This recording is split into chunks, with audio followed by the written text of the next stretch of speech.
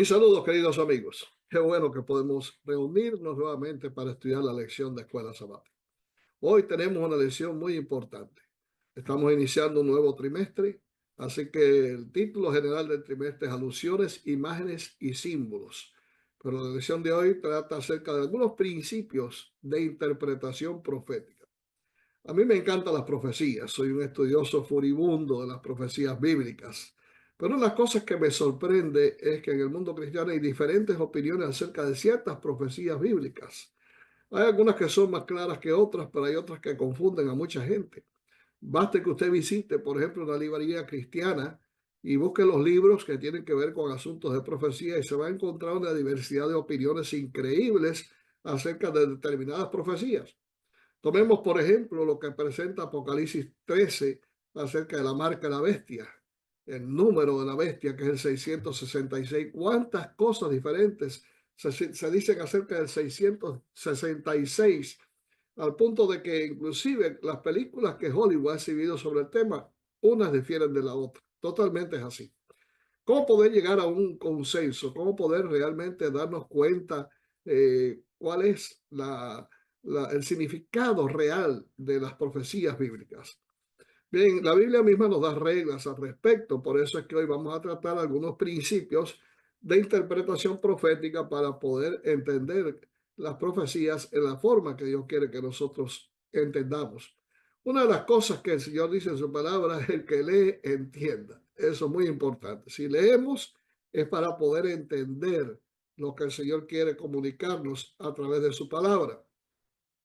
Cierto predicador dijo en cierta oportunidad, la Biblia se parece a un instrumento musical con el que cada cual interpreta la melodía que se le antoja. Bueno, eso no solamente pasa con profecía, eso pasa también con otras cosas como las doctrinas, por ejemplo. La Biblia habla de que el sábado es el día de reposo, sin embargo, la mayor parte del mundo cristiano lo que guarda es el domingo. Y no es porque la Biblia enseñe que el domingo es el día de reposo, sencillamente porque se tergiversa lo que la palabra de Dios nos dice al respecto. Vamos a ver, para entrar a algunos pasajes, y vamos a ver qué nos sugieren estos textos acerca de la intención de Dios de que resulte comprensible el estudio de la palabra de Dios, especialmente lo que tiene que ver con las profecías. En Mateo 24:15, Jesús dijo, por tanto, cuando veáis en el lugar santo la abominación desoladora de la que habló el profeta Daniel, el que lee, entienda, como dije hace un momento.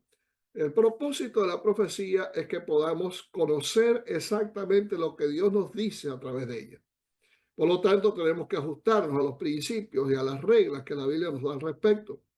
Apocalipsis 1:3 nos dice, bienaventurado el que lee y los que oyen las palabras de esta profecía y guardan las cosas en ella escritas porque el tiempo está cerca. En otras palabras, el propósito de Dios es que podamos no solamente leer, sino también escuchar. Escuchar es prestar atención. Cuando uno presta atención, uno pone a un lado todos los prejuicios que uno pueda tener para escuchar exactamente lo que Dios nos quiere decir a través de su palabra. Y lo tercero que nos menciona el pasaje es guardar. Guardar significa poner en ejercicio lo que hemos aprendido para que sea de bendición, no solamente para nosotros, sino también para todos los demás.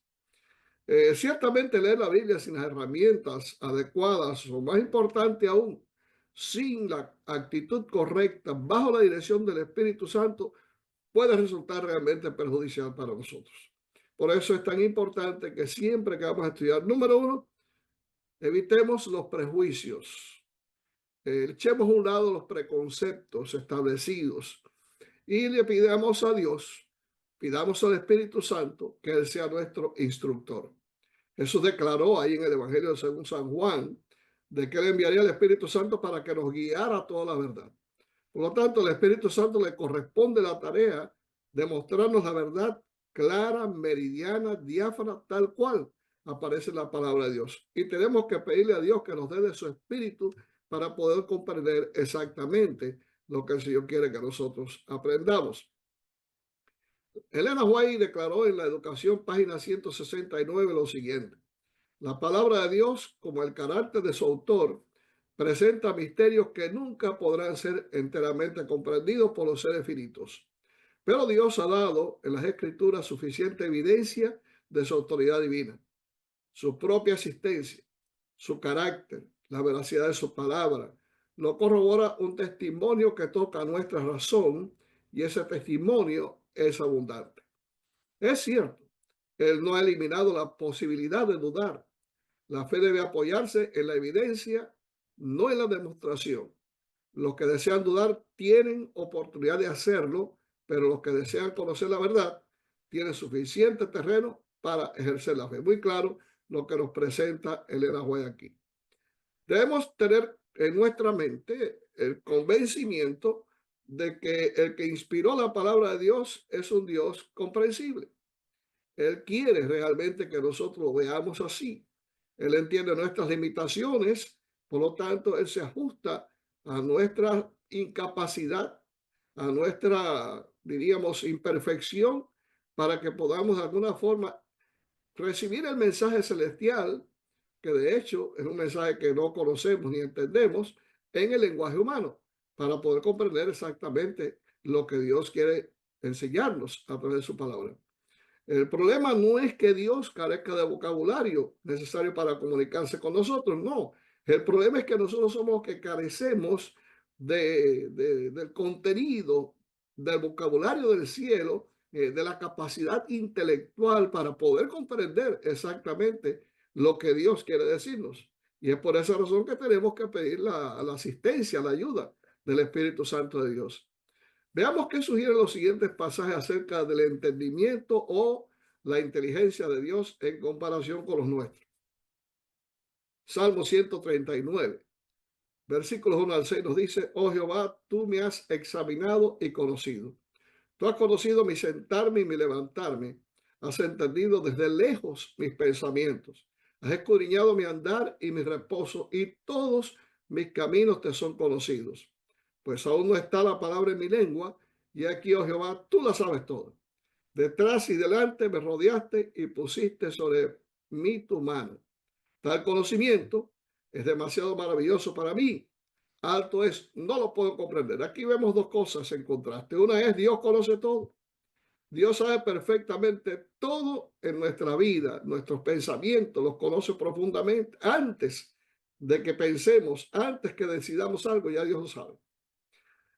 En contraposición, nosotros no sabemos absolutamente nada. No podemos entender ni conocer ni siquiera lo que piensa la otra persona. ¿Cuánto más las cosas que piensa Dios, lo que está en la mente de Dios? Por eso en Romanos capítulo 11, versículo 33, el apóstol Pablo dice: oh profundidad de la riqueza de la sabiduría y de la ciencia de Dios. Cuán insondables son sus juicios e inescrutables sus caminos. Nunca podemos tomar la Biblia y pensar que la Biblia es un libro común y corriente.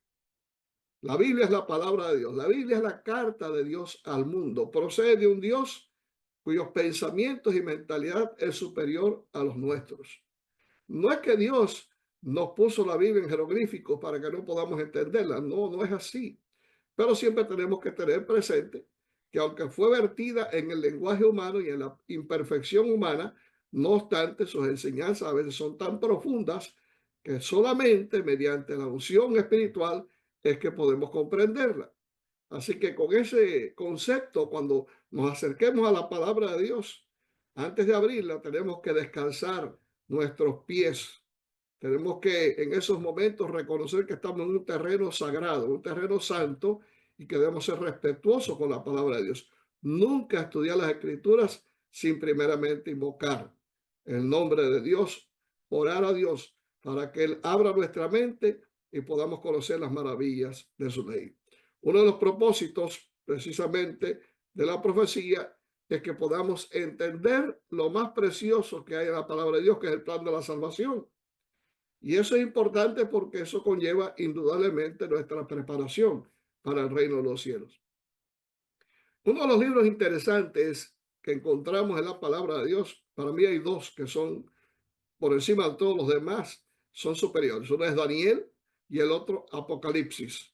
Ambos son libros altamente proféticos y yo diría que son primos, son primos.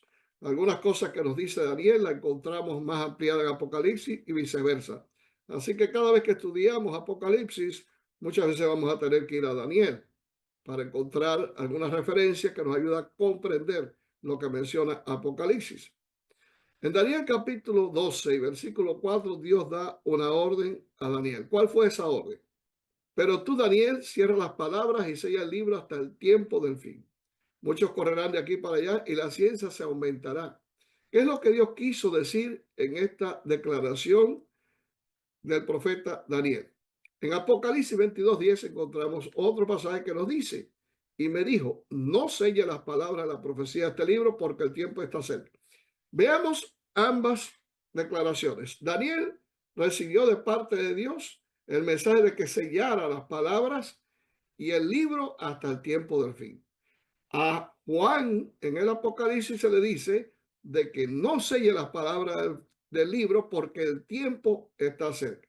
Así que en el libro de Daniel la razón es porque falta mucho todavía para que finalmente lo que Daniel ha escrito, o por lo menos una sección de lo que Daniel ha escrito, deba ser revelado. Para el tiempo que vivió Daniel, y también pudiéramos decir tiempo después de que Daniel muriera, muchos años después, cosas que Dios reveló para el profeta y para todos los que vivieron después de él, realmente no eran relevantes. Por lo tanto, Dios creyó oportuno que debían ser selladas.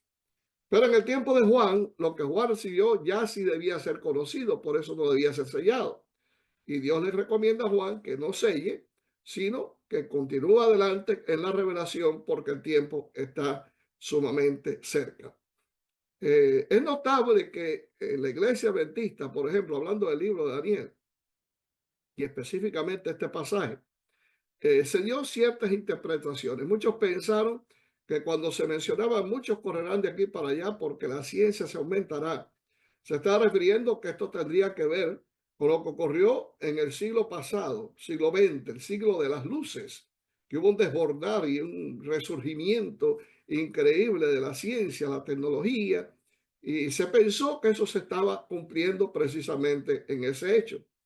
No obstante, no se refería exactamente este versículo a un desbordamiento de la ciencia. Se estaba refiriendo mayormente al conocimiento o la ciencia del conocimiento de la palabra de Dios. Durante el tiempo de oscurantismo religioso, durante el medioevo, la palabra de Dios fue prácticamente sepultada y había un poco conocimiento de la palabra de Dios en todo su contexto.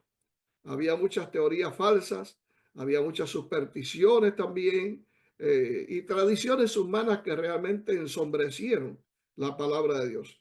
Pero después, en el siglo XIX, surge un hombre, aparte de que hubo otros tantos que también recibieron del Espíritu de Dios, como Manuel Lacunza y otros tantos más, John Wycliffe, que comenzaron a descubrir verdades increíbles de la palabra de Dios, Martín Lutero, otro que podemos mencionar, tantos.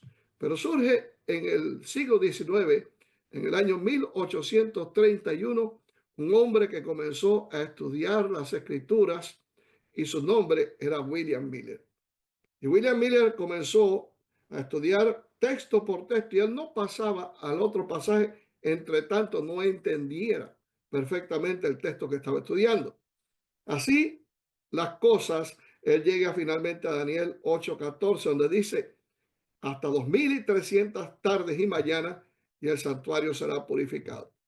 Estas palabras le pegaron profundamente y William Miller comenzó a estudiar desde este texto esa profecía a los 2300 años que comenzarían con el periodo en el cual se emitiría un decreto por parte del rey Artajerjes de la edificación del templo en Jerusalén y concluiría, después de pasar 2300 años, con la purificación del santuario. Esto todo está en nuestro historial de la iglesia adventista. Allí precisamente, al terminar los 2300 días, comienza a predicarse el mensaje de los tres ángeles a todo el mundo, que encontramos en Apocalipsis 14, versículos 6 al 12, y surge el movimiento adventista, enmarcado precisamente por el descubrimiento de que la purificación del santuario se refería al inicio del juicio investigador en el reino de los cielos, Eso es un acto que Jesús está celebrando en el santuario celestial, especialmente en la parte que corresponde al lugar santísimo del santuario hebreo. Y de esta forma se cumple la predicción de Daniel de que el libro quedaría sellado hasta el tiempo del fin. O sea, Dios le dio a Guillermo Miller la suficiente luz, el suficiente entendimiento para que en esos momentos lo que estaba sellado fueran quitados los sellos y se pudiera entender exactamente a qué se refería el profeta con aquellos 2300 años en el cual o al final de los cuales el santuario sería purificado. El espíritu de profecía declara, a medida que nos acercamos al término de la historia de este mundo, las profecías registradas por Daniel exigen nuestra atención especial, puesto que se relacionan con el tiempo mismo en que estamos viviendo. Con ellas deben vincularse las enseñanzas del último libro del Nuevo Testamento. Satanás ha inducido a muchos a creer que las porciones proféticas de los escritos de Daniel y de Juan, el revelador, no pueden comprenderse. Esto es una burda mentira de Satanás. Pero se ha prometido claramente que una bendición especial acompañará el estudio de estas profecías. Entenderán los entendidos, dice Daniel 12:10. Fue dicho acerca de las visiones de Daniel, cuyo sello iba a ser quitado en los últimos días. Y acerca de la revelación que Cristo dio a su siervo Juan para guiar al pueblo de Dios a través de los siglos, se prometió: bienaventurado el que lee y los que oyen las palabras de esta profecía y guardan las cosas de ella escrito, porque el tiempo está cerca. Por eso es importante estudiar la palabra de Dios. Los adventistas del séptimo día debemos mucho a Guillermo Miller o William Miller por su comprensión de la profecía bíblica. Y pasemos a otro punto. Mateo capítulo 5 y otros pasajes más nos enseñan acerca de cómo debemos abordar la profecía bíblica. Veamos, por ejemplo, lo que nos dice Mateo 5:18. Dice ahí el Señor: porque de cierto os digo que hasta que pasen el cielo y la tierra, ni una jota, ni una tilde pasará de la ley, hasta que todo se haya cumplido. En esta declaración Jesús enfatiza el hecho de que la profecía es dada en un tiempo y en un término en que todo lo que presenta debe ser cumplido para que sea auténtica. En 2 Timoteo 3:15-17 nos dice Pablo, y que desde la niñez has sabido las sagradas escrituras, las cuales te pueden hacer sabio para la salvación por la fe que es en Cristo Jesús. Y ahora nos dice, toda la escritura es inspirada por Dios y es útil para enseñar, para redarguir, para corregir, para instruir en justicia, a fin de que el hombre de Dios sea perfecto, enteramente preparado para toda buena obra. Aquí encontramos el segundo principio. Todo lo que Dios ha revelado en su palabra tiene una inspiración divina. Es inspirado por el Espíritu Santo. Lucas 24:27, Jesús dijo, y comenzando desde Moisés y siguiendo por todos los profetas, les declaraba en todas las escrituras lo que él decía.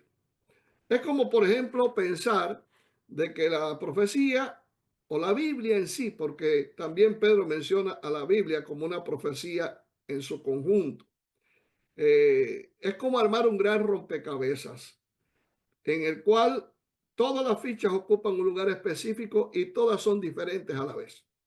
Así que la profecía es igual, es el rompecabezas de Dios. Y para poder armar un rompecabezas, una de las cosas que usted tiene que tener es paciencia. Lo otro, usted tiene que ser bien observador para poder determinar exactamente cuál es la ficha que corresponde. Usted tiene que darse cuenta de los matices, los colores, las formas, las dimensiones, etcétera, para que usted pueda entonces armar un rompecabezas con éxito. Así es la cosa. Pues también sucede lo mismo con la profecía bíblica. Una de las principales formas erróneas de estudiar la Biblia consiste en acercarse a ella como si se tratara de una colección dispersa de refranes o proverbios que pueden ser utilizados para abordar cualquier situación. Y no es así. Debemos utilizar el sistema que viene en la Biblia, el sistema que está precisamente enseñado por la palabra de Dios, donde debemos estudiar la Biblia tomando un poco de aquí y otro poquito de allá, hasta que finalmente podamos formar un compendio completo de la verdad o de enseñanza bíblica que ella quiere mostrarnos. Por eso es tan importante no limitarnos a seleccionar solamente algunos textos específicos acerca de un tema, sino estudiar cuidadosamente todo lo que la Biblia dice al respecto y tener en cuenta el contexto de cada pasaje. Importante eso. Cuando estudias la Biblia y vas a estudiar un tema, debes buscar en la Biblia todo lo que se refiere a ese tema para que tengas una idea ya más completa de lo que estás estudiando. Por eso debemos poner al lado todo tipo de opinión preconcebida para poder permitir que Dios pueda, mediante su Espíritu Santo, entrar en nosotros y declararnos en una forma correcta la verdad que está contenida en sus palabras. Otro aspecto de la profecía de la bíblica es su enunciación a base de símbolos. Mucha gente se confunde especialmente con los símbolos, al punto de que algunos discuten si lo que presenta, por ejemplo, Apocalipsis, donde habla de 4 seres vivientes, es literal o es simbólico, o un rollo que está sellado por fuera y por dentro escrito con palabras extrañas, o 4 ángeles que están deteniendo los vientos que están soplando sobre la tierra y amenazan con destruir este planeta, si todo eso es literal o es sencillamente simbólico, es figurado o es literal. Es lo que muchos se preguntan. Ahora, ¿cómo podemos entender esto?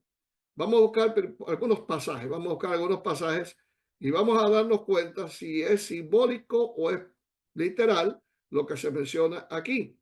Aquí tenemos algunos. Por ejemplo, tenemos a Daniel capítulo 7, versículos 7 y 24. Después de esto miraba yo las visiones de la noche y aquí la cuarta bestia, espantosa y terrible y en gran manera fuerte, la cual tenía unos dientes grandes de hierro, devoraba y desmenuzaba y las obras hollaba con sus pies. Y era muy diferente de todas las bestias que había antes de ella. Y tenía 10 cuernos. Y los 10 cuernos significan, representan, podemos utilizar también esa palabra, que de aquel reino se levantarán 10 reyes y tras ellos se levantará otro, el cual será diferente de los primeros y a 3 días derribará. Por lo tanto, esta bestia espantosa y terrible que se menciona aquí no es una bestia literal, sino altamente simbólica. Está representando un imperio, está representando un reino que es diferente a los 3 que ya pasaron, que fueron Babilonia, Medo-Persia y Grecia. El siguiente reino, que fue el cuarto reino, descrito aquí por Daniel, no fue otro sino la Roma imperial. Por lo tanto, está ilustrando la Roma imperial que después se dividió en 10 reinos distintos. Daniel capítulo 8, versículo 3 nos dice también que alcé los ojos y miré, y aquí un carnero que estaba delante del río, que tenía 2 cuernos. Y aunque los cuernos eran altos, uno era más alto que el otro, y el más alto creció después. Aquí está hablando del reino de Medo-Persia, formado por los medos y los persas. Sin embargo, los medos fueron más fuertes que los persas. Finalmente lograron sumirlos a ellos en su imperio. Y de esa forma se cumple esto que aquí Daniel está presentando. Apocalipsis capítulo 1, versículo 16. Vamos a compararlo con Hebreos 4:12. Apocalipsis dice, tenía en su diestra 7 estrellas. De su boca salió una espada aguda de 2 filos. Estamos aquí ante la descripción de Cristo como el testigo fiel. Y su rostro era como el sol cuando resplandece en su fuerza. De su boca salió una espada aguda. ¿Es literal esto o es figurado? ¿Qué nos dice Hebreos para poder explicarnos lo que significa la espada aguda que sale de la boca de Cristo?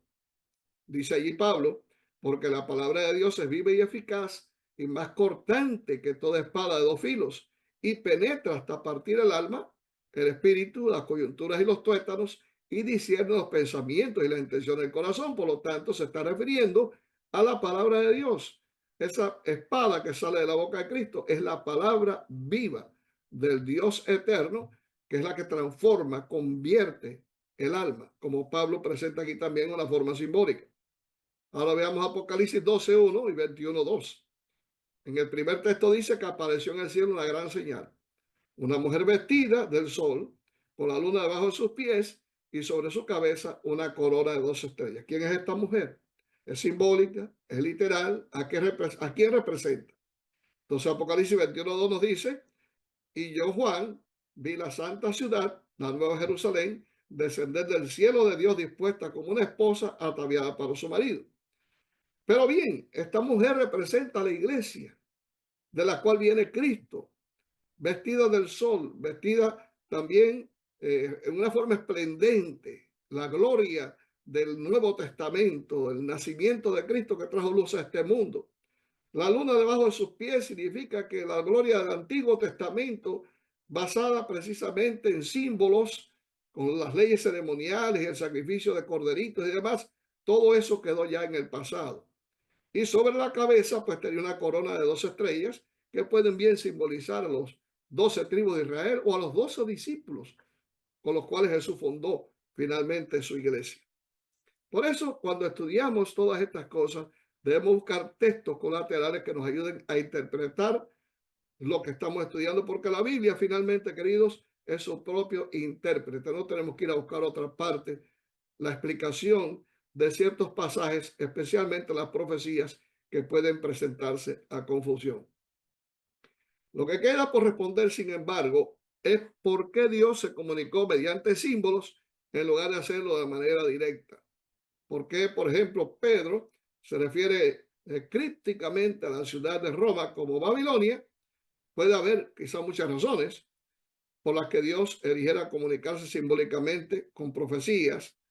Por ejemplo, si el Apocalipsis hubiera nombrado claramente a Roma en aquel tiempo como la autora de tantos males, la bestia que aparece en Apocalipsis 13, que persiguió a la iglesia, de por sí misma podría haber enfrentado a un problema serio, ¿no? La iglesia.